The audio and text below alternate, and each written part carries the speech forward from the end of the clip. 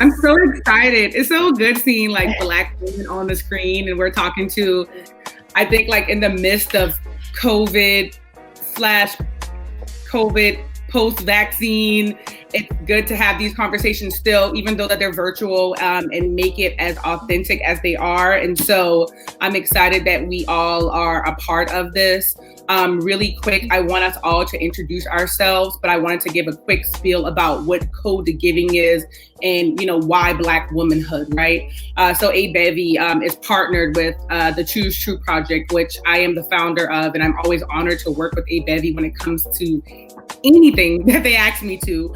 But Code to Giving essentially is an initiative, right? An initiative making December a month that is known for hearts based in selflessness instead of hearts based on holidays. And so A.Bevy has always done a toy drive. I'm not going to say how long Code to Giving has been going on, but it's been going on for more than 2 to 3 years. And so every year is a toy drive. But this year, you think, with the climate that we're in, we figured, and I'm saying we because I am a partner, that we would really figure out how do we give back to Black women, right? Like Black womanhood, who the Black woman is. And so the goal of this Code to Giving is to highlight, educate, and advocate for Black women who have been double marginalized through race and gender. The plaque of a Black woman is not limited to her experience through race or gender. The experience of Black womanhood is one that lacks equitable exposure and understanding. And so that's like, and that, it literally in those sentences, that will really pretty much guide what we're going to talk about today. We are going to talk about what Black womanhood means to all of us. What it's like for you to be a Black woman, how very different Black women are, how I think that only Black women can tell the stories that Black women can tell. I don't want to listen to anyone else tell a story of a Black woman other than a Black woman. We will talk about the strength of a Black woman, how strong we are as Black women, and also that misconception, right? They look to us for everything else. We influence everything. We change the culture, but do they really call on us when we really need them to, and put us in those positions of power?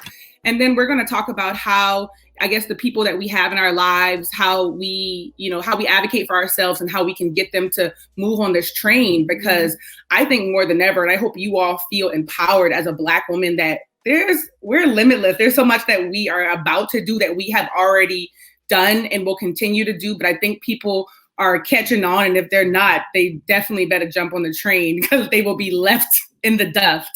And so I'm excited to talk to you all about that. We will do quick introductions, really quick, and then go into, being a Black woman and what womanhood, Black womanhood means to all of us, being Black and being a woman, because, that's the, double sword. So I guess let's get started. Let's get started with Sarah. If you can introduce yourself, say a little bit about yourself and just how you're feeling today.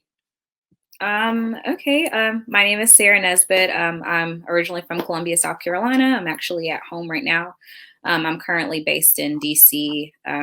I went to the College of Charleston where I studied African American studies and political science. And I'm currently working in environmental justice and environmental policy for JP Morgan. And that's a space that I'm very new to. I've only worked in organizing and democratic politics and nonprofit work all my life. So this is really exciting. And, I've always been really in tune with what it means to be a Black woman and what it means to be a Black woman in those specific spaces. So I'm excited to get into that. I'm feeling really empowered today. Good. Awesome. Next, let's go with Chelsea. So, hey, my name's Chelsea. I am a military brat, so I'm a little bit from all over.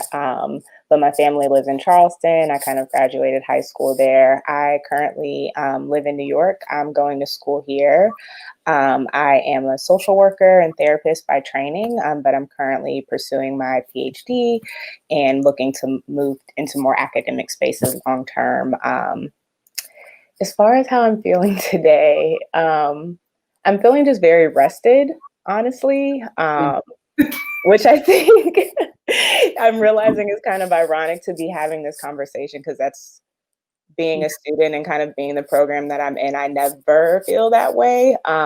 So yeah, I've just been really intentionally resting today, and that's been nice. So I'm feeling really good, and I'm glad to be here. Awesome. And what are you studying with your PhD? I'm getting my PhD in social work. So personally, my research interests are more so around this idea of historical trauma, or how trauma is passed down between generations, and specifically looking at that within African American families, in relation to, of course, like the legacy of slavery, racism, and white supremacy, and those things that kind of continue to affect us every day. So. Quite the dissertation. That will be, there's so many layers to that. Yeah, I'm looking forward to being on the other side of it. Yeah, no, yeah. Well, you got it. You started it, so you got to finish it. Exactly. And last but not least, Ree, tell us a little bit about yourself. Hey, y'all. I'm so happy to be here. My name is Ree. I'm originally from Philly, and I'm in Oakland now, also a doctoral student. So shout out to the Black women PhDs in the Philly. I'm a student at UC Berkeley studying African diaspora studies, and my work is on Black women's healing spaces in Oakland. So Chelsea, your work sounds super interesting to me. And I also founded Black Women Healing, which is an initiative all about Black women in our healing, and I host healing spaces and exhibitions. So I'm just really passionate about like what it looks like for Black women to be on our healing journeys and the messiness of that, right? Because a lot of times we be wanting to be pretty, self-care, good vibes, and that's a part of it, right? But that's not all of it. And so I've just been so grateful to all the Black women who have inspired me in the work that I do on behalf of us. And yeah, I'm just hella excited to be here with y'all, honestly. Yes. Okay. What the hell up from being in Oakland? Listen, because I'm from Philly, but Oakland has adopted me. So I got a lot of Oakland slang mixed in my lingo now. Listen, it is accepted, it is appreciated, it was felt, the vibe was felt. So I'm excited to be here again with you all. Your resumes within itself, just from that, that spill is a lot. We are occupying the spaces that have our names on them. And so you all are in spaces that you are supposed to be, and you're, really uplifting and empowering the Black woman. So really quick, I'm from Charleston, South Carolina. My name is Shell. I am partnering with A.Bevy, but I founded the Choose T.R.U.E project back in 2017. And it was really just a space to have people tell their authentic stories, to be very transparent, to be resilient, to be uplifting and evolving, and tell that in stories, whether that is written or it's in event settings. And so I recently just made it a nonprofit, which I'm very excited about from last year. And of course, I always had Black women supporting me, right? And so it was only right that the direction of Choose T.R.U.E went to empowering and uplifting the Black woman in her story, right? And however that story looks, that's what we want to talk about, and being authentic and owning our stories. And Read, to your point, the healing of what it's like to tell our story. I always get women who tell me, when I tell my story out loud and I hear it, I feel like I wanted to empower other Black women, because we also sometimes don't talk about what it is to be a Black and to be a Black woman. And so I'm excited to be here in this space with you all and curating this space as we talk about Black womanhood, healing, trauma, all of it. And so we are going to get started. And so the first question is, what does Black womanhood mean to us? And so I wanted to look online to see, what do people online say about Black womanhood when you think about defining it? And of course, y'all, the first thing that comes up is strong Black woman and the definition of a strong Black woman. So I'm like, okay, let me read it a little bit. And so I'm gonna read it for y'all a little bit, and then we can just get started from there in terms of what you all think of a Black woman. I personally don't think a Black woman has to be strong. We can be very vulnerable. We can be very transparent. We can feel the feels that we need to feel, and we can still be strong. But I think when people see this definition of strong, they're like, oh, like she takes care of this and that and this and this, and she does this. And it's like, no. So I'm going to read it really quick for you all. So the conceptual ideology of a strong Black woman identifies women of color as victims of intersectionality within a society in which they are pushed to fit the standard mold of a traditional strong Black woman versus what it means to be a woman to themselves. Used interchangeably, the Black superwoman syndrome is the pressure and expectation of a woman of color to manage multiple roles of the mother, the worker, the homemaker, student, and any other role that's usually inclusive to one person or sex.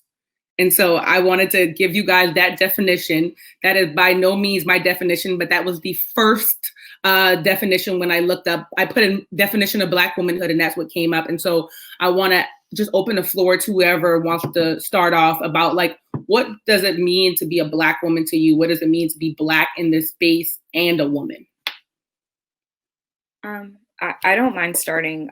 First and foremost, Ree, I've been following you since Rheseology days, and I've always looked at your work throughout the years, and I think your work has definitely really resonated with me to what it means to be a Black woman and how I see Black womanhood. And Shell, what you said, I don't think that there are wrong things within that, but I don't think that it's, it hits the nail on the head of what it means to be a Black woman.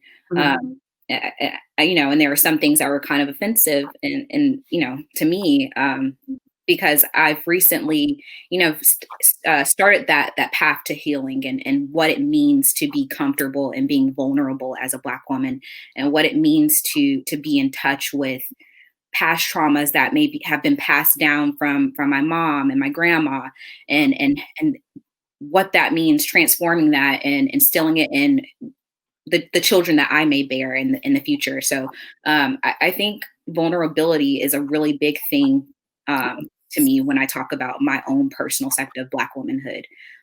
Being able to feel, being allowed to show rage, show emotion, show anger if I want to, without being held to this standard that I'm not allowed to do that.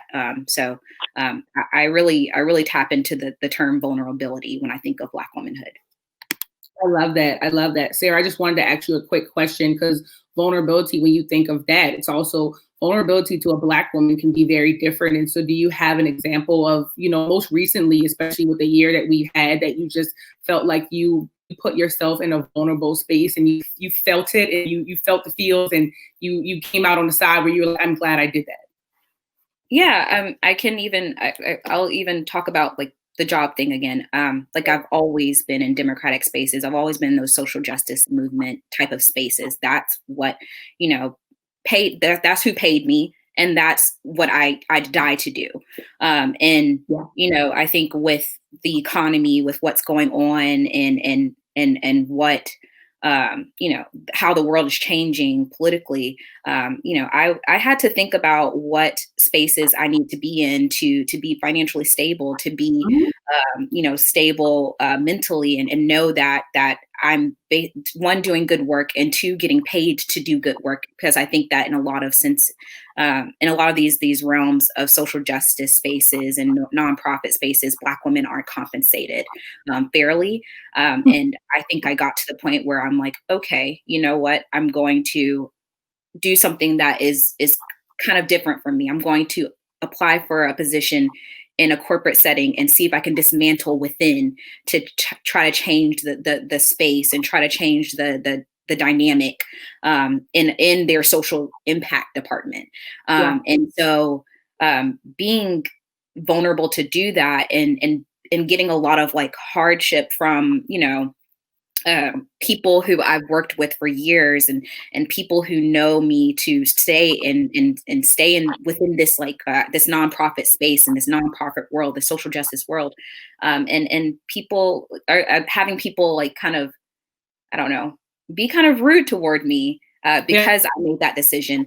I allowed myself to be vulnerable and tell it to them like it is, not being able to hold those feelings back, and being able to say you all don't compensate Black women fairly for the work that they do. And me taking that same vulnerable, I guess, position and bringing it to the corporate setting and saying, you're going to compensate me correctly. And you're going to give me autonomy of spreading this good work and doing this good work within your corporate setting.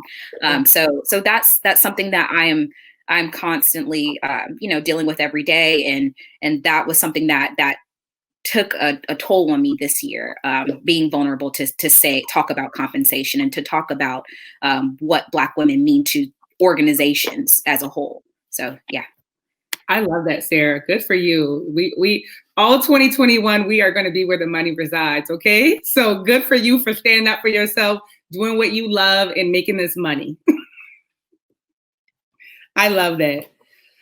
All right. Who's next, ladies? What does Black womanhood mean to you guys? Chelsea or Ree? I can go. So I'm going to be completely honest. I knew that this question was going to come up, and I feel like I've been struggling with how I would want to answer that.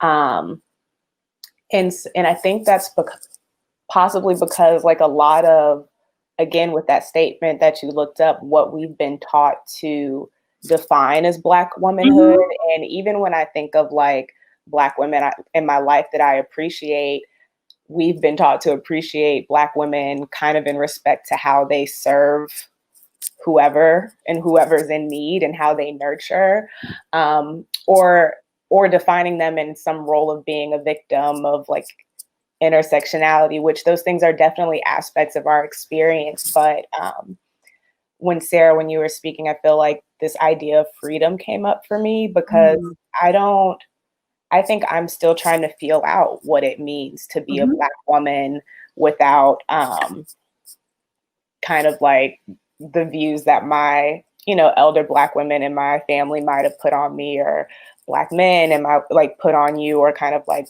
society or like white people kind of put on you. Like, what does it mean to exist and to kind of be outside of that view or kind of outside of that? And I feel like that aspect of Black womanhood feels like something related to freedom. It feels messy and feels like something that can't be really easily defined. Mm-hmm. And in some ways, maybe like that's our magic and our power. Yeah, it's hard to put a finger on. It's hard to almost define yourself in kind of these systems we live in that are always defining us. And for me, Black womanhood is like what is on the other side of that. And I could go on for days about that, but I'm gonna stop there. I'm gonna say you can keep going if you want to, sis. I don't know how long y'all got. It starts to just become words and feelings, but yeah, like I don't think we know what that is. And I don't know that we have been given the space to explore that. And I feel like not even if we're maybe given that permission, but once we start to claim that space, like that's where the magic is. And like, that's where like Black womanhood resides. And that just feels infinite. Like we could be anything. Yeah. So I love that.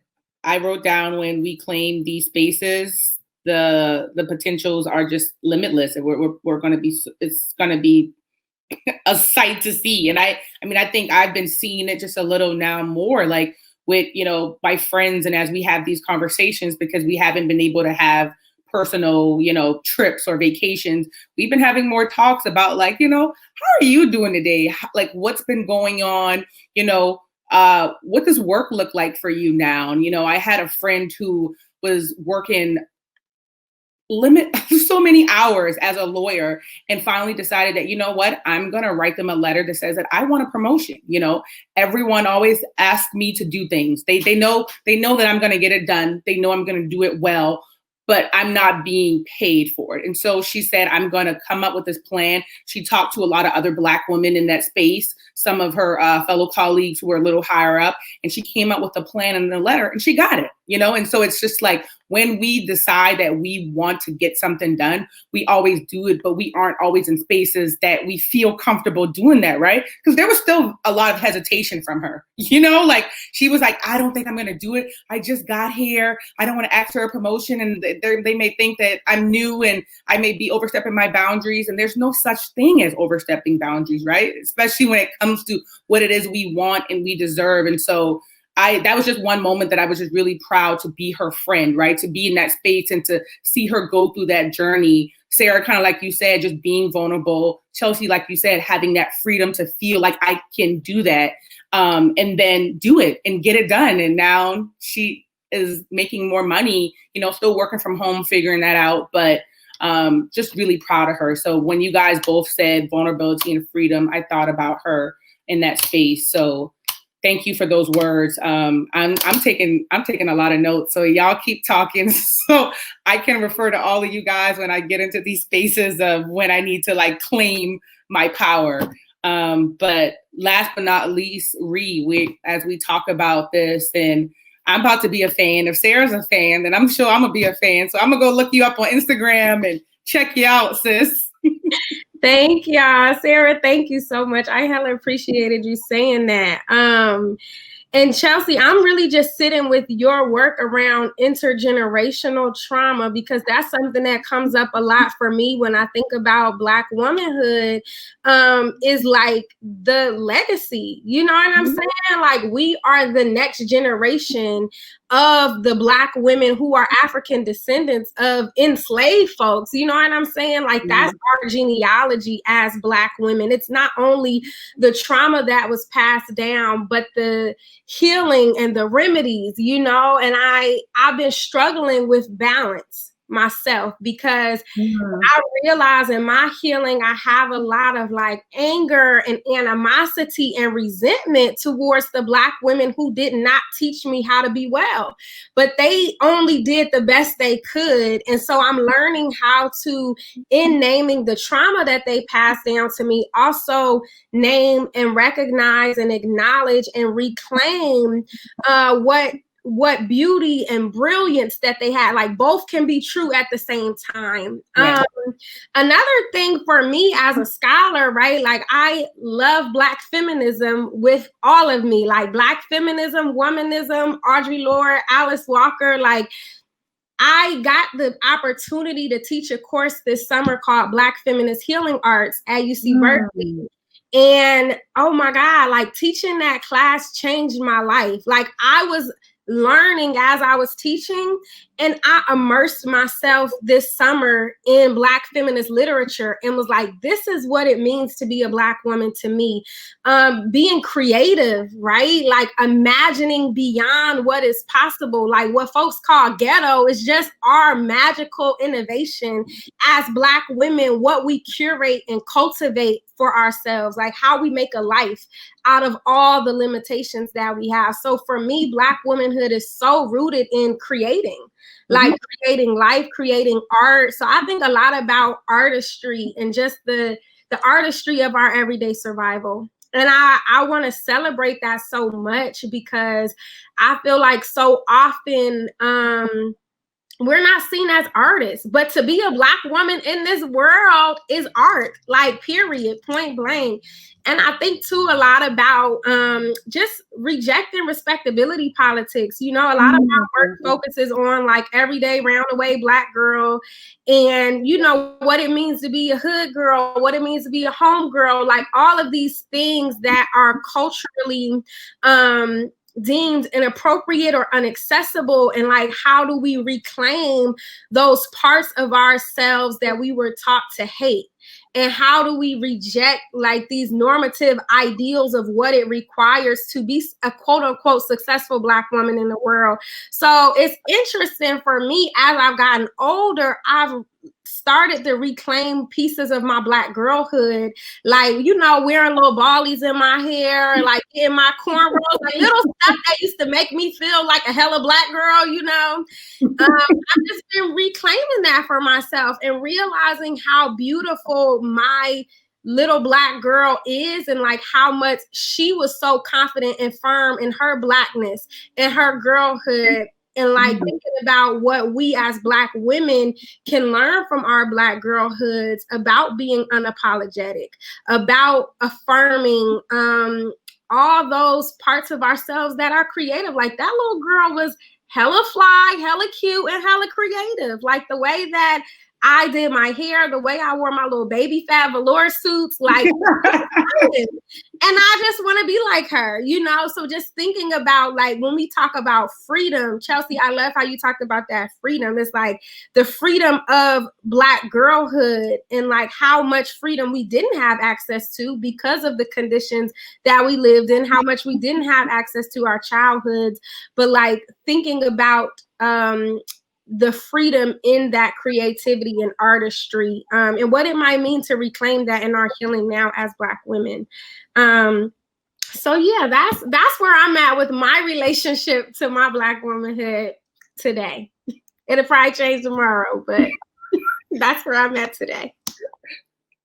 And that's fine. I love that. And I want to move in from what you said, Ree, and talking about, you know, the strength of a Black woman. And so I will say during this time, I never knew what Black feminism was. I barely knew what feminism was, to be honest. I don't remember having classes where we talked about what it felt like to be a woman. I just always knew just women always got the second end of the stick. That's just what I knew from history, from whatever that I was a part of. I just always knew that, you know, it was always a big deal. Women was always the first. I was always hearing about the women being the first to do this, to do that. And I'm like, why has this never happened before? But because that's what history was. And so I want us to pivot to the strengths of a Black woman. You know, what do you see as your superpowers? But Ree, I wanted you to start it off and talk about what does it mean to be a Black feminist? Because I think I'm one. I feel like I'm, you know, and I'm okay in that space to now say that. But I wasn't very comfortable saying that before because I will ride for Black women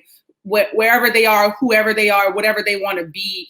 I am there to support them in however much capacity that I can. But I don't necessarily understand the term of what a Black feminism is and how I show up in that space, and not just and I can yes and my black girlfriends till the day, but how in a space can I support them and really, really be able to like be supportive in this space? And so I wanted you to talk about one, that, and then about just the strength of a Black woman. Yeah, and you being a Black woman too. Thank you for asking that. So I personally feel like Black feminism is so expansive, and a lot of folks want to put a closure on it, right? A lot of folks are like, you ain't this, and that. You ain't a Black feminist. I'm not invested in telling people who ain't and who is. To me, it's about affirming Black womanhood. If you love Black women, if you ride for Black women, and if you are invested in our holistic well-being, to me, you a Black feminist. Now, there are Black feminists. There's Black feminist scholarship and authors and literature, right? That's hella rich, where you can really learn about like in what ways, because particularly it comes from, right, this movement in the 1970s when there was this feminist movement where white women was centering themselves, and the Black Power movement where Black folks was centering Black men. And so Black women were like, what about us? Is there a movement and a moment for us? So this scholarship and this collective organizing was birthed from that moment. And Audre Lorde is one of like our marvelous foremothers, right, who is a part of that moment. And Alice Walker coined this term womanism. And so a lot of folks feel more comfortable with womanism because it's about specifically being creative, and like she has this beautiful definition that's just about like a womanist is a Black woman who loves to dance, who loves the moon. Like it's just like some folks see Black feminism as like the activist, the organizing, the scholarship, and then womanism as like the feeling and the being and the freeness of being a Black woman. So for me, I identify as both, and I'm really invested in both. But I'm not invested in these terms as ways of dividing, right, and creating this hierarchy amongst Black women, because I see folks doing that, and I'm like, I don't think that's the spirit of the work we're trying to do. It's about like helping us to recognize our worth and our power as Black women, helping us to realize like we are not the first and we will not be the last. Like we stand on shoulders. And like when we talk about like how it will feel when we get on the other side of those stereotypes, I feel like these Black feminists did that, and they've been doing that. Like our enslaved Black women ancestors found ways to get on the other side of stereotypes, but we don't always get to learn about them. And so what I see as a Black feminist tradition is the process of reclaiming the stories that weren't told of the Black women who imagine themselves for themselves. And those are my role models. Those are my sheroes. And I hope that as Black women, we can learn more, you know, about the legacy that we are inherently a part of and connected to. So I hope that answered your question. Yes, ma'am. Okay. It did. And I know you had asked another question about the strength of Black womanhood. Yeah. I have really been struggling with this because I don't know what the word strong means to me right now. Because I don't like the way strong Black woman feels. But I've been talking about this with some of my homegirls in my healing journey around like, I always felt like I was weak and that didn't make me feel good. So I don't want to be a weak woman because it's like white women feel weak, right? And I don't want to be like white women, but I don't want to be a strong Black woman. And so what I've been trying to sit with around this idea of strength is like, I can protect myself. I can defend myself. Nobody is going to try me and get away with it. Can't nobody disrespect me, right? And I've found that like I'm still working on developing that in myself. And so sometimes I feel shame that I'm not a strong Black woman in that way. But I think my definition of strength, like y'all talked about vulnerability, like feeling my feelings and being able to like be emotional, like it takes a lot of bravery to like really, really be in a healing journey and emoting. So to me, that is strength. There's strength in vulnerability. But my vision of strength, I don't want to be like a false sense of strength where I'm wearing a mask and pretending to be okay when I'm not. I don't really think that's strength. I think that's survival. Like we have to do that to survive, but that's actually not strong. Like it takes much more strength to be honest about how we feel. And that ain't no knock on the Black women who had to be the strong Black woman. But I think that our generation now can move deeper into a different definition of strength that allows us to experience like wholeness and wellness in a new way. Girl, we need the hands. I need the hands to say like, yes, because that is exactly how I feel. And so when I ask that question, right, what does it mean to be strong? You know, what is that power? You know, what is it that, you know, they say that we are when it comes to being strong versus what is your definition of the strength of who you are? And so I loved how you said the strength and healing and not surviving and feeling your feels. I love that. And I think we have to start defining that for ourselves and not going to the internet for the internet to tell us what a strong Black woman is, right? And then we also don't have to explain that to anybody else what it means to be strong.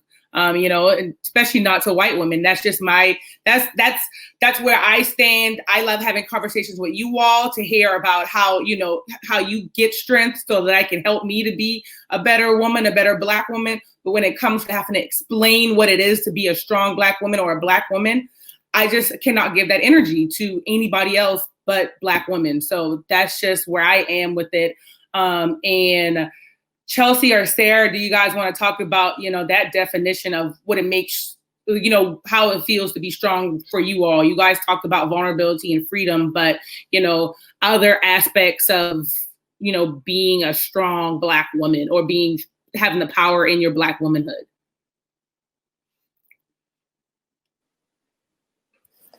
I can go.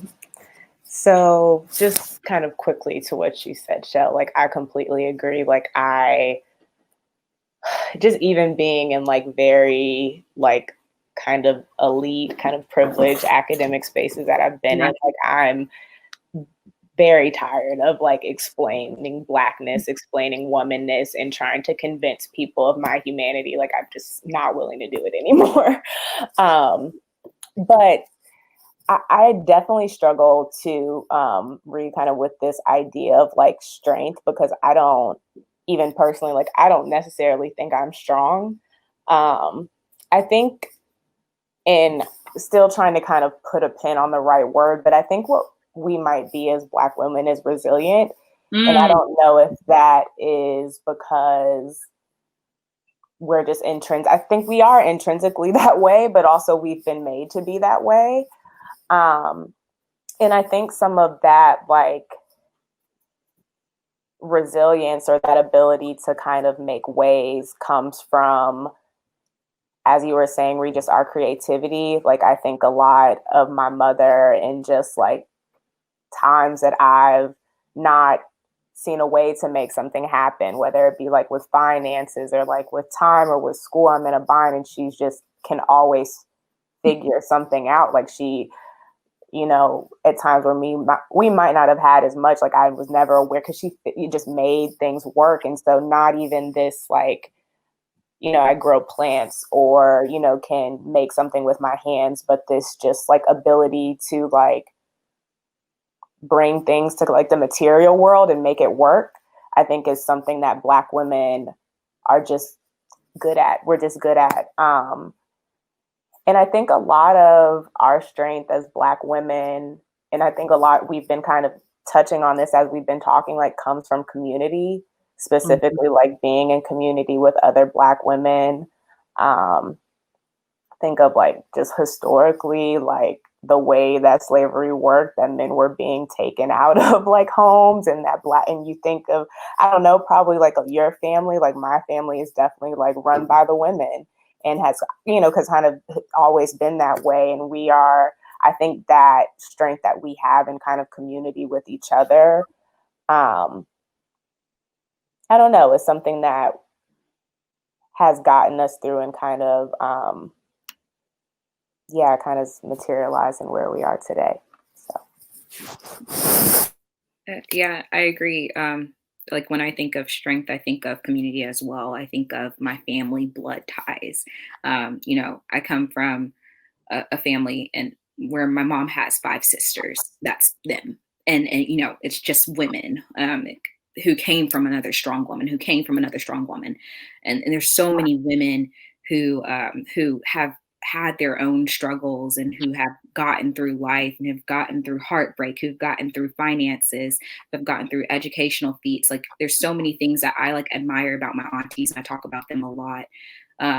And now me redefining what it means to be strong in this day and age, having them, you know, listen to me and take the time to talk about ways that I get through my life, and ways that they can incorporate those same aspects, or that same, like, you know, that same those same ways of healing in their lives. I think that's strength too, because it turns into this learning, I guess this I don't know, transactional type of learning tie, more than like a blood tie, more than like a sisterhood tie, and it becomes spiritual, right? And I'm able to you know, have a place in my aunts and my moms. They're growing and they're healing, and it's really phenomenal. And you know, it goes back to that resiliency thing, like, you know, the ability to come out of nothing, and to always transform and to always come on top the next year after year after year. That's where I really find my strength, and that's what it means to you know, I guess, define what strength is when I look at them and when they look at me. And so it's really, really remarkable. Yeah. Sarah, like Ree said, we are standing on the shoulders of giants who have already been here and have done the work. And so we can do whatever it is that we want, and we get the strength from them. And that's what keeps us going. So sharing the stories and hearing the stories of all of you all, and how you come through and you think about strength and what your womanhood has been inspiring for me just to hear. just from being on this call. So I wanted to thank you all for being, vulnerable and transparent to tell what it is to be in this space and sometimes not having the answers, and that's okay. And sometimes being very affirmed in who you are and what you want to do, what you want to be when you show up in this world. I just wanted to add, I love, Sarah, that you brought up spirituality. And I guess that's something that I didn't say, but I do think that being a Black woman, when you're really tapped into it, is such a richly ancestral and spiritual experience. It's like this internal space of expansiveness, and you realize, like when Ntozake Shange in For Color Girls talks about, like, I found God in me and I loved her fiercely. It's like when people talk about the Black woman as God, you know what I'm saying? Like there's this divine relationship that we have to spirituality, for me, through the lens of our ancestors and through the lens of Black women who found God in themselves, right? And that was the key to our survival. So I just really appreciate you, Sarah, for mentioning spirituality, and that was really on my spirit to say. And also, I'm going to ask this question just because I want to know what you all are reading to help me to get my 2020 books on game. But Yad had shared just some books that she had been reading about, just how you understand the Black womanhood. Because I feel like in this space, I love talking to y'all, but there are some Black women, Black girls who are struggling to figure out what that identity is. And so I think reading books has been very therapeutic for me. And so I wanted to see if there one book that you all would recommend that just shines light on like Black girl magic, Black womanhood that you really, really enjoy that you would recommend to anybody. And I know Chelsea and Reed, when you guys finish your dissertations, I'll go ahead and write that book so that we can buy those books and support y'all. But until then, and I can't add y'all on the list until the dissertations are done, give me some other books. I'm trying to sit here and look at my bookshelf now. I think, I will kind of preface that depending on kind of your perspective, like religiously, spiritually, it might not be for everyone. But there's a book by Queen Afua called Sacred Woman that I feel like is, whether it essentially is a guide as far as diet, kind of spiritual practices that are very grounded in what, as Ree was saying, like our ancestors were doing, and kind of Yoruba and kind of like West African traditions. And I think, again, kind of connecting to this idea of like our ancestors, it's been really powerful for me, like kind of in journeying through Black womanhood to kind of connect with spiritual practices or even just like rituals that like Black women were doing before me. So that has just been a really nice book that I have referenced to for years. And it's just like nice to kind of reflect and see how I can incorporate different things into kind of my everyday life. So that's what I would recommend. Love it. I wrote it down. Next. I this is like a couple of years ago. I read the well-read Black girl anthology, and it made me feel like so good and really uplifted during a really tough time. It's a bunch of short stories, poems, all packed into one little thick book, and it's really nice. I think it touches on a lot of Black women's stories and their experiences through life. It's really diverse. So that's what I read. And this isn't a book, but I don't know if y'all have ever heard of Pastor Bay on Instagram. She's a sex positive Black womanist pastor, and she does these sermons, and her sermons are also available in text, and she posts them on Instagram and on her website, and it's just really uplifting. I guess it's kind of like what you said, Chelsea, like getting back to your ancestral roots and giving you spiritual guides to ways to live and to feel good within your own Black womanism. And I've really been reading a lot of her stuff, so that's what I've been trying to get in tune with. Okay, awesome. When you said bae, my mind did B-E-Y and not B-A-E. But yes, LaVon P was my pastor. She was my pastor at the Way for a little bit. So yeah, I love her. Her stuff is super dope. So I'm glad you tapped in with her. I would say For Color Girls by Ntozake Shange is, oh my gosh, so dope. And, you know, a lot of people know about the movie, but just to read her words, like I did that this summer with my class, and it just was so emotional for me. Like I just felt so much reading her work. And thank you, Ayat. My book is coming out, y'all, real soon. Okay. It's supposed to come out this month. If y'all follow me on Instagram, I'm gonna make an announcement. So my page is Read the Violet on Instagram. But yeah, I'm really excited about my book coming out. It's about Black women's relationship to Black girlhood, like kind of how I was talking about before. It's a book of poetry. Yeah, it was one other thing I was gonna share that I just lost. If it come back to me, I'm gonna write it in the chat. Okay. Okay. But those both were good books, and definitely I'm going to follow you after this so I can check out the book and just check out the work that you are doing in that space. But I guess our last question is, you know, we talked a lot about our strength, who we are, what we want to be, but there's still a lot more work to be done. And I think we all know that. We've seen it countless amount of times, especially I think this year in general. There's just been some events that have happened that have just kind of like, you know, broke me down in terms of what it was to be a Black woman. And so you all talked about community and building that community, you know, in that space. What else can we do? How can we advance, you know, the work that we all are doing, you know, personally, professionally, and let people know, you know, I mean, we're here to stay. We're not going nowhere. And and I think Chelsea, you said it, we are really tapping in to what our power is. And if you don't dump on that train, you're going to be definitely left behind. But how do we get people to galvanize around this movement and be a part of supporting Black women, empowering Black women, respecting Black women, and knowing that Black women are powerful beings beyond things that I can imagine. When I think of a Black woman, sometimes I get so emotional because I'm just like, man, like I cannot fail. Like I have other Black women. I'm on this call with 3 other very dope Black women who are figuring it out just like me, who understand their strength. And together, I think we can do whatever. But there are a lot of other people who just don't get it. And again, we don't have to explain that to them, but just how do we advance the work that we're doing to just be positive in this world?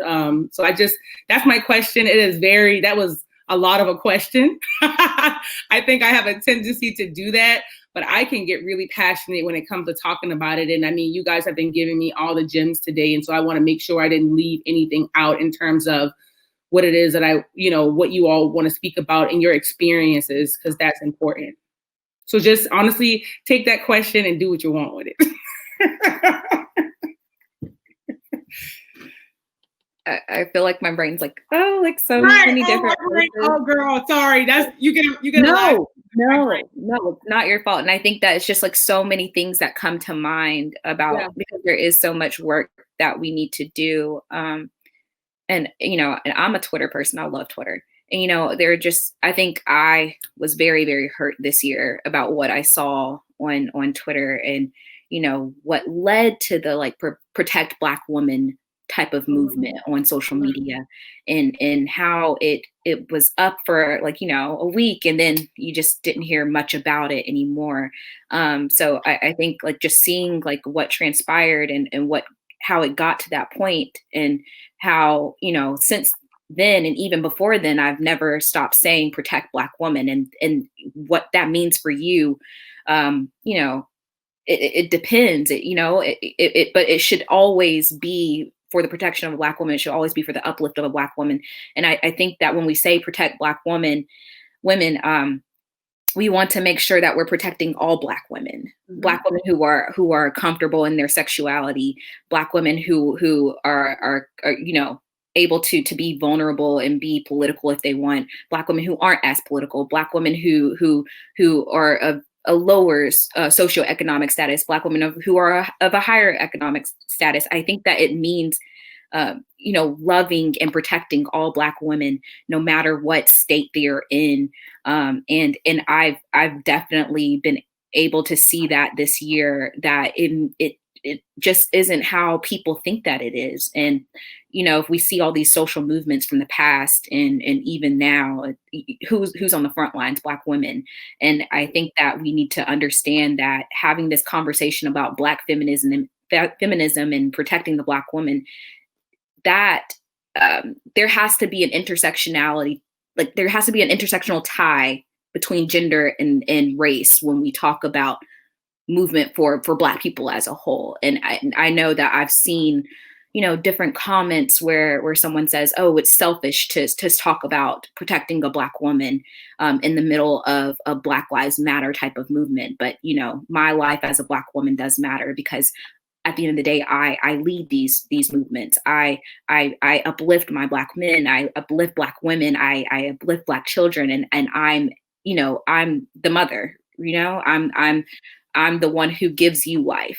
And so the least you can do is to give me life and respect me as that pinnacle point of I don't know, resilience, like you said. So I think there's so many ways that we can improve upon that. But I think making sure that you protect all Black women at all times is something that we should all keep at the forefront of our mind. That feels like a question that I can it's hard to respond with of if this is exactly what we do. But I really like what you were saying, Sarah, as far as just who are we talking about when we talk about Black women, or when we're talking about Black people? Because when we're looking at a movement for Black people, it often is prioritizing Black men and leaving Black women out. And when we're talking about Black womanhood, does that include Black queer womanhood? Does that include Black trans womanhood? And I think a lot of times what limits us and just movements is this seems so cliche to say, but a lack of unity and a lack of cohesion of who we're talking about. And I think, again, allowing Black womanhood to not be this narrowly defined thing that, might have money, might be light skinned, or look a certain way in order to be seen as valuable or need protection, I think is where we start. And I feel honestly, until society is ready to get to that place, for me, I've been realizing that I have to start with myself, kind of pouring into myself, because I'm always going to be made to kind of pour into things outside of myself, and pouring into the Black women around me. Because I think a lot of what I imagine Black women look like on the other side of these roles that we're made to play can maybe only come about when we're just being really well loved on and supported in the ways that we need. And until, if ever, kind of the outside world is willing to give that to us, we owe it to ourselves and to each other. So yeah, that's kind of where I think it starts. I love that, Chelsea. I love that you said that, Chelsea, just about loving on each other. Because I think a lot about when I talk about Black women as creators, we're world makers, we make worlds for ourselves. So yes, we know this society, this culture, they're not invested in our well-being. We have to be invested in our well-being. And I think we do that so beautifully. And we cultivate spaces for ourselves. I'm so pro, Black women, everything. We deserve our own spaces. We deserve our own conversations. And I think that's so important. Just having more sister circles, having more I host a monthly healing space for any self-identified Black women virtually, and just coming together and being real about where we are. Because I worry about us. I feel we feel so intently responsible for the world, and we are not. We do not have to be responsible for nobody but ourselves.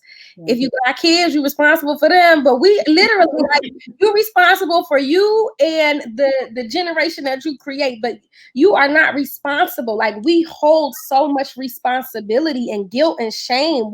I hear so many Black women like, I'm not doing enough. I want to do more. Sis, you need to do less. Yeah. Honestly, the moment you feel like I'm not doing enough, maybe you're doing too much. I think we need to do less. We need to rest more. We need to breathe more deeply. I feel like we each have a role to play in this movement, figuring out what our role is, right? I figured mine is to support our healing journeys. That ain't everybody's role. That's okay. Yeah.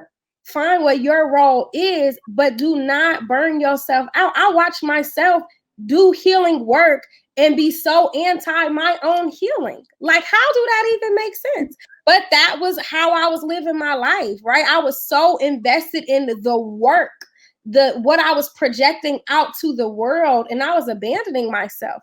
I was literally not caring for myself.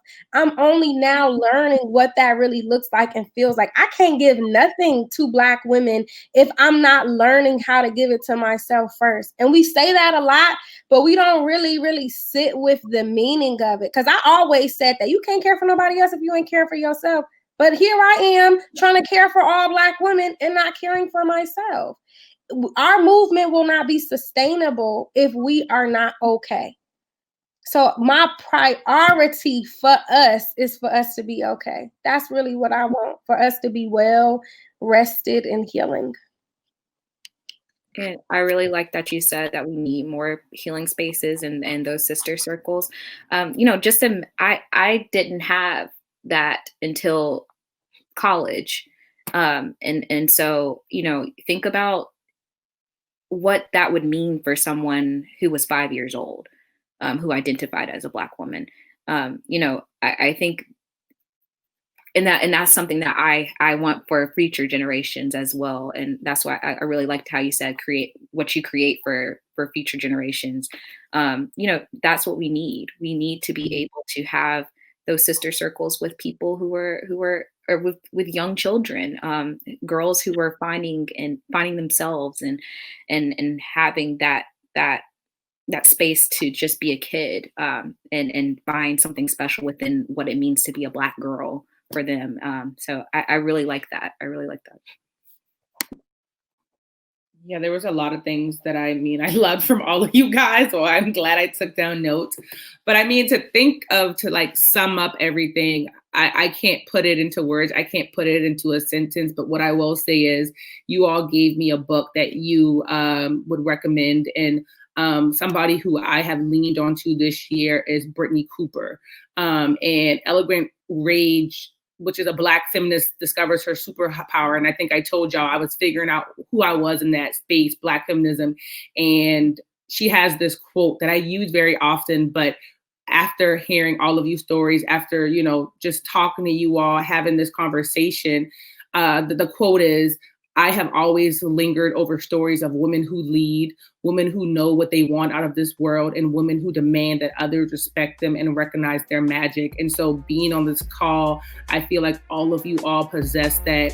I wish you that same energy, and that you feel those same exact feels, however those feels feel, as you go on into this space as we end this call, because I have really left feeling inspired. And if everybody else who watched this, this webinar or panel after, if they don't, they can come see me because I have loved talking to you all, and I feel like we could keep talking and talking and talking because there's so much more that we didn't even scratch the surface on. But in terms of the code to giving and Black womanhood, I think we really talked about who we are in this space, our community, and how we have to be okay with being okay.